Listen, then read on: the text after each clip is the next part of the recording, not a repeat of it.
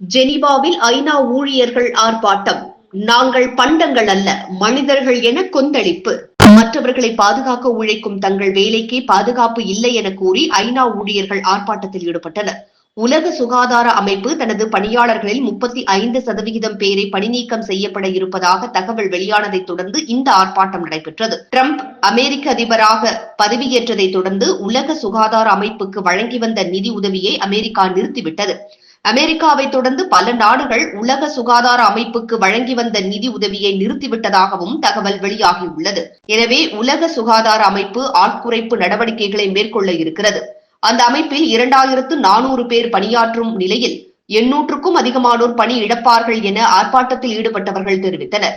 இந்த நிலையில் ஆட்குறைப்பு, பட்ஜெட் வெட்டு ஆகியவற்றுக்கு எதிர்ப்பு தெரிவிக்கும் வகையில் சர்வதேச தொழிலாளர் தினமான மே மாதம் 1ஆம் திகதி ஜெனீவாவில் உள்ள நேஷன்ஸில் ஐநா ஊழியர்கள் ஆர்ப்பாட்டங்களில் ஈடுபட்டனர். உலகத்தில் எளிதில் ஆபத்துக்குள்ளாகும் நிலையில் இருப்போரை பாதுகாக்க நாங்கள் உழைக்கிறோம், ஆனால் எங்கள் வேலைக்கு பாதுகாப்பு இல்லை என ஜெனீவா ஊழியர்கள் சங்கத்தின் தலைவர் இயான் ரிச்சர்ட்ஸ் வலியுறுத்தினார்.